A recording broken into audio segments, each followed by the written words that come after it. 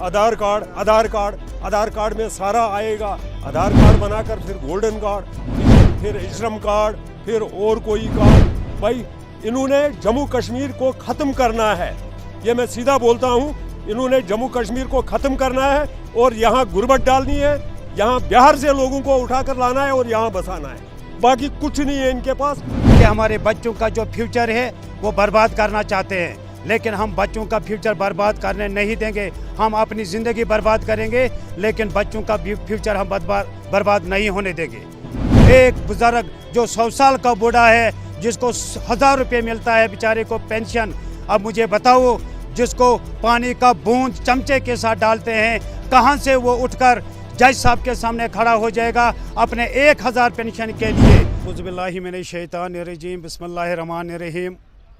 आज का हमारा यहाँ पे इंटरव्यू देने का जो मकसद है वो ये है कि सबसे पहले मैं पीडीडी डिपार्टमेंट का सवाल उठाऊंगा यहाँ पे। वो ये है कि पीडीडी डिपार्टमेंट वालों ने जो अपने मर्ज़ी से शेड्यूल चेंज किया, वो पब्लिक राज़ी नहीं है। इसलिए आज के बाद जो भी शेड्यूल चेंज करना होगा इनको, अव्वल में अगर गवर्नमेंट बनती है वो पब्लिक के लिए बनती है। इनको अगर शेड्यूल चेंज करना चाहे तो कम से कम इनको लोगों को पूछ के ये चेंज करना चाहिए था, लेकिन ये लोगों से बाहर की बात है। आज के डेट में जो हमारे बच्चे स्कूल से अब एग्ज़ाम की तैयारी कर रहे हैं, लेकिन शाम के टाइम जब वो पढ़ना शुरू करते हैं तो बिजली बंद, क्योंकि बिजली बंद होने का मकसद यही है कि हमारे बच्चों का जो फ्यूचर है वो बर्बाद करना चाहते हैं, लेकिन हम बच्चों का फ्यूचर बर्बाद करने नहीं देंगे। हम अपनी ज़िंदगी बर्बाद करेंगे, लेकिन बच्चों का फ्यूचर हम बर्बाद नहीं होने देंगे। उसके बाद दूसरा सवाल वो ये है कि सोशल वेलफेयर डिपार्टमेंट, मैं कमिश्नर सेक्रेटरी शीतल नंदा से ये बात पहुंचाना चाहता हूं कि अगर आप लोगों को इसमें वेरिफिकेशन चाहिए थी तो वेरिफिकेशन आपको हर पंचायत से लेना चाहिए था। पंचायतों में इस वक्त जो सरपंच और जो पंच साहिबान हैं, उसके अलावा नंबरदार और चौकीदार है, उनकी वेरिफिकेशन अगर चाहिए तो वो करके दे देंगे। एक बुजुर्ग जो 100 साल का बूढ़ा है, जिसको 1000 रुपये मिलता है बेचारे को पेंशन, अब मुझे बताओ, जिसको पानी का बूंद चमचे के साथ डालते हैं, कहाँ से वो उठकर जज साहब के सामने खड़ा हो जाएगा अपने 1000 पेंशन के लिए। ये शर्म की बात है कि गवर्नमेंट नाइंसाफ़ी कर रहे हैं इस वक्त हमारे लोगों के साथ। उसके बाद तीसरी बात जो है वो है पीएम किसान का मसला। पीएम किसान, अगर नरेंद्र मोदी ने गवर्नमेंट ज़मींदारों को 2-2 हज़ार रुपये यानी साल में तीन इंस्टॉलमेंट वो डाल रहा है, 6000 रुपये दे रहा है वो, आज के डेट में उसका भी वेरिफिकेशन मांग रहे हैं। अगर उनका कोई डिपार्टमेंट यहाँ पे एग्रीकल्चर डिपार्टमेंट है, हमने ये बात ऊपर तक पहुँचाई कि अगर उनको वेरिफिकेशन की ज़रूरत है तो उनको कम से कम पंचायतों में आना चाहिए। सरपंच, पंच, नंबरदार और चौकीदार उनको डोर टू डोर जाकर उनकी वेरिफिकेशन करके देगा कि कौन सही है और कौन गलत है। अब उनके लिए भी इन्होंने बड़े कुछ कागजात रखे हैं जो कोई एक ज़मींदार पूरा नहीं कर सकता है। इसलिए मैं ये बात गवर्नमेंट तक पहुंचाना चाहता हूं कि संजीदगी से काम लेना चाहिए। जो भी काम कोई है वो पब्लिक के लिए होती है। अगर गवर्नमेंट बनती है तो पब्लिक के लिए बनती है। पब्लिक को सफ़र करने से पहले इनको ये सोचना चाहिए था कि अगर पब्लिक के लिए हम कोई काम करते हैं वो पब्लिक के हित में होने चाहिए, न कि पब्लिक के अगेंस्ट। इसलिए मेरी फिर एक बार मोदबाना गुजारिश है गवर्नमेंट से, ज़िला इंतज़ामिया से गवर्नर इंतज़ामिया तक ये बात पहुंचनी चाहिए कि इसकी वेरिफिकेशन जो है वो पंचायती लेवल पर होने चाहिए। वसलाम।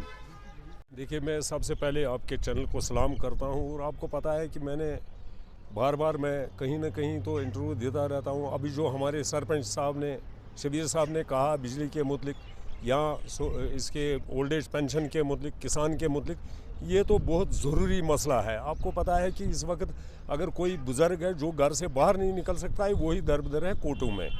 तो लिहाजा जो इन्होंने ये दूसरा मसला उठाया, जो ये इन्होंने दूसरा कार्ड ये इशू किया, हमें समझ नहीं आ रहा है क्या खाली कानून दिल्ली के यहाँ लागू होंगे या यहाँ भी कहीं लोगों को पूछना होता है। ये जो भी रातों रात दिल्ली से कानून लागू करते हैं और सुबह लागू करते हैं जम्मू कश्मीर पे, क्या खाली एक जम्मू कश्मीर का इन्होंने ख़त्म करना है? यहाँ और कोई स्टेट भी है इसके साथ, जबकि और किसी स्टेट में नहीं। यहाँ क्यों ये खामखा लोगों को तंग कर रहे हैं? अब जी ये कार्ड बनेगा, अब जी वो कार्ड बनेगा।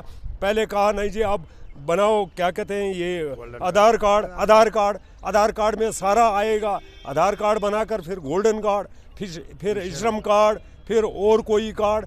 हमें ये समझ नहीं आ रहा है। अगर इनके पास कोई स्कीम नहीं है तो बीजेपी हुकूमत को अपना तरीका, अपना जो कुछ है वो सामने लाना चाहिए कि हमने क्या करना है। इस तरीके से इस वक्त तो जम्मू कश्मीर के आम लोग पीछे जा रहे हैं, चाहे वो नौजवान है, चाहे वो गरीब है, चाहे वो अमीर है। अब देखिए बिजली का मसला, अगर दिल्ली में 0 बिल आ रहा है तो ये देखिए ना, मतलब प्रोजेक्ट तो जम्मू कश्मीर के हैं, यहाँ के प्रोजेक्ट और पावर जा रहा है बाहर स्टेटों में, पावर जा रहा है कंपनियों में। क्या इस जम्मू कश्मीर को माफ़ नहीं हो सकता है ये बिजली फीस? आप देखिए ना, मतलब अगर यहाँ बिजली का किराया 100, 150, 200 होता था, अब तो तकरीबन 1000 से 1500, 1100, 900। बेचारा कोई गरीब जो है, जो बिल्कुल गरीब है, जो 3 रुपया किलो राशन लेता है, उसको भी 1000 रुपया बिल आता है। क्या इनको आंखें नहीं है? ये समझ नहीं सकते हैं भाई इन्होंने जम्मू कश्मीर को ख़त्म करना है।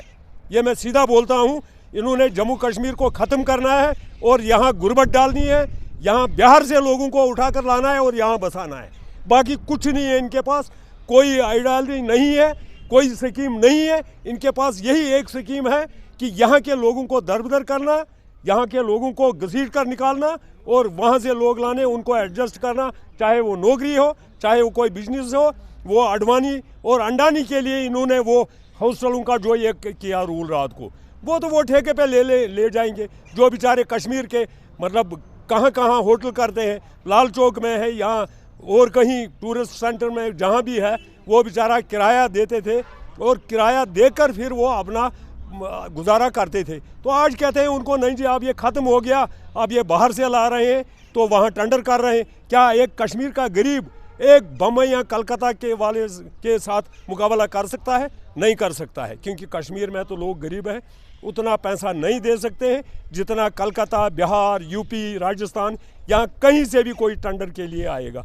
तो इसका मतलब है कि जम्मू कश्मीर के लोगों को ख़त्म करना है, बस, और कोई चीज़ नहीं है इनके पास। लिहाजा मैं रिक्वेस्ट करता हूँ मोदी साहब से कि इससे हालात ठीक नहीं होंगे, इससे हालात और बिगड़ जाएंगे, इससे लोग और तबाह हो जाएंगे। तो इससे हालात ठीक नहीं होने वाले। सोचकर कदम उठाओ और सोचकर कानून निकालो।